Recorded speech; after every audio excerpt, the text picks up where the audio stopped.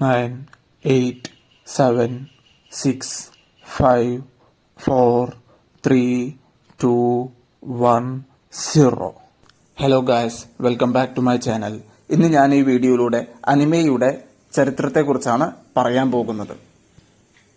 അതുപോലെ തന്നെ ഈ ചാനലിലെ വീഡിയോകൾ ആദ്യമായി കാണുന്നവർ ദാസ് ദി എക്സ്പ്ലോറർ എന്ന നമ്മുടെ ഈ ചാനൽ സബ്സ്ക്രൈബ് ചെയ്യുവാനും അതുപോലെ തന്നെ ഷെയർ ചെയ്തു കൊടുക്കാനും കൂട്ടുകാരിൽ എത്തിച്ചു കൊടുക്കാനും ഒക്കെ അഭ്യർത്ഥിച്ചുകൊണ്ട് ഞാൻ വീഡിയോയിലേക്ക് കടക്കുകയാണ്.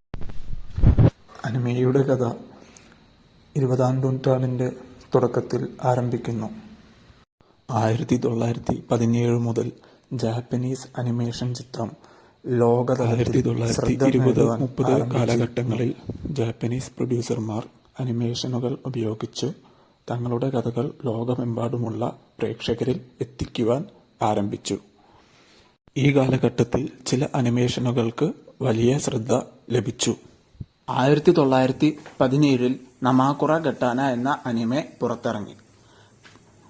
കുറച്ചു കാലങ്ങൾക്ക് ശേഷം ആസ്ട്രോ ബോയ് ഇറങ്ങുകയും ഇത് അനിമയുടെ പുതിയ തലമുറയെ അവതരിപ്പിക്കുകയും ലോകമെമ്പാടുമുള്ള പ്രേക്ഷകർക്ക് അനിമയുടെ ജാലകം തുറക്കുകയും ചെയ്തു. 1980-കൾ അനിമയുടെ ചരിത്രത്തിന് വലിയൊരു മാപ്പായിരുന്നു. മൈ നൈബർ ടൊട്ടോറോ പോലെയുള്ള സിനിമകൾ അനിമയ്ക്ക് ദിശ നൽകി.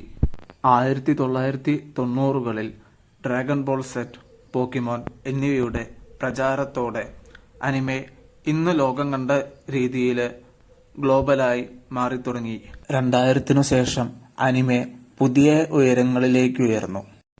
Naruto, One Piece, Attack on Titan പോലുള്ള അനിമകൾ ലോകമെമ്പാടുമുള്ള ജനങ്ങളുടെ മനസ്സിനെ കീഴടക്കി. അനിമയുടെ സ്ഥാനം പ്രേക്ഷക മനസ്സുകളിൽ ഇന്നും നിലനിന്നു പോകുന്നു.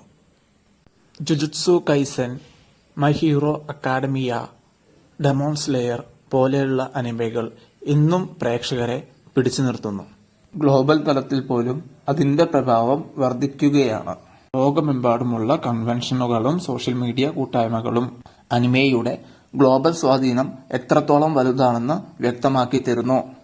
അപ്പോൾ ഗായ്സ്, അനിമയെക്കുറിച്ച് എനിക്ക് ഇത്രയാണ് പറയാനുള്ളത്. അപ്പോൾ ഞാൻ ഈ വീഡിയോയിലൂടെ പരമാവധി ഷോർട്ടായിട്ടാണ് അനിമയുടെ ഹിസ്റ്ററി എന്തെന്ന് കാര്യം വ്യക്തമാക്കി തന്നിരിക്കുന്നത്. അപ്പോൾ നിങ്ങൾക്ക് ഈ വീഡിയോ ഇഷ്ടമായിട്ടുണ്ടാകുമെന്ന് കരുതുന്നു.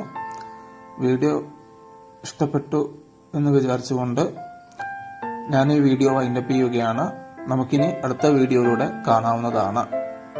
അപ്പോൾ വീഡിയോ കണ്ട എല്ലാ കൂട്ടർക്കും നന്ദി.